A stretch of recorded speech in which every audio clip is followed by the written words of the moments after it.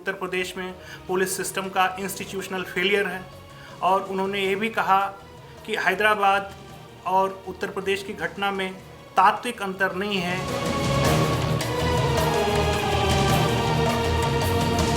Gangster विकास Dubey encounter case में supreme court ने सवाल उठाते हुए यूपी सरकार को कटघरे में खड़ा किया है।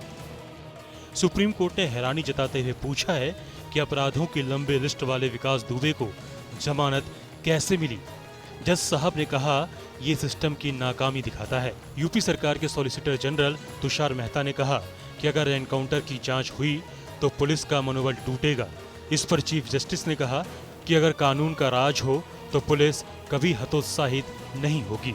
सुप्रीम कोर्ट ने काफ़ी नाराज़गी दिखाई कि जो भी घटनाएं हुई हैं वो एक तरीके से उत्तर प्रदेश में पुलिस सिस्टम का इंस्टीट्यूशनल फेलियर है और उन्होंने ये भी कहा कि हैदराबाद और उत्तर प्रदेश की घटना में तात्विक अंतर नहीं है, क्योंकि यहाँ भी जो सवालों के घेरे में है वो रूल ऑफ लॉ है।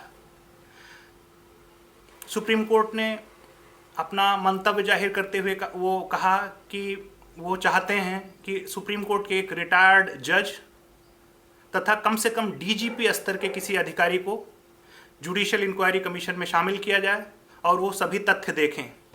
सुप्रीम कोर्ट ने इस मामले में विकास दुबे की जमानत संबंधी सारे आदेश और रिपोर्ट तलब किए हैं। एक जांच कमेटी भी बनाने का आदेश दिया है जिसमें सुप्रीम कोर्ट के रिटायर्ड जज और एक पुलिस अधिकारी होंगे। यूपी सरकार जांच कमेटी के पुनर्गठन के लिए सहमत हो गई है। मुठभेड़ में विकास दुबे के मारे जाने पर सियासत से लेकर सड़क तक सवाल तो पहले भी उठते रहे, लेकिन अब सुप्रीम कोर्ट ने उत्तर प्रदेश सरकार की मंशा पर सवाल उठाए और सवाल उठाते हुए जवाब मंगलवार तक दाखिल करने को कहा है। कोर्ट का सबसे बड़ा सवाल यह था कि इतने संगीन अपराधों का आरोपी विकास दुबे आखिर किन किन शर्तों पर कब कब कैसे कैसे जमानत पर आया और जमानत पर आने के बाद उसने वही किया जिसका आदेश था। उधर विकास दुबे के फाइनेंसर कहे जाने वाले जय वाजपेयी और उसके साथ ही प्रशांत शुक्ला को यूपी पुलिस ने कानपुर में गिरफ्तार कर लिया है।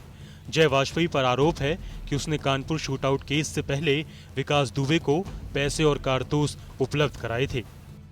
8 साल पहले कानपुर में 4,000 रुपए महीने की नौकरी करने वाले जय वाजपेयी ने अकूत संपत्ति कैसे इकट्ठा की, इसकी जांच ईडी को सौंपी गई है।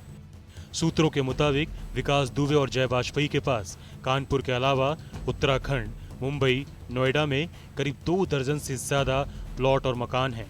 जय ने दुबई और बैंकॉक में करीब 25 करोड़ के 2 आशियाने खरीद रखे हैं।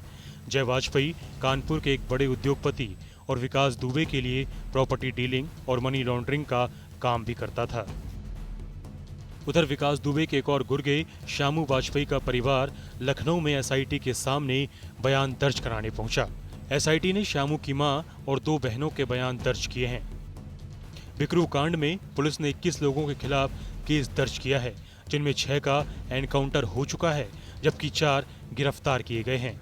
बाकी की तलाश के लिए पुलिस ने कानपुर में पोस्टर लगाए हैं। अब बुधवार को सुप्रीम कोर्ट विकास दुबे एनकाउंटर केस की सुनवाई करेगा। इस दौरान यूपी सरकार को न्यायिक जांच पर ड्राफ्ट नोटिफिकेशन पेश कराना होगा।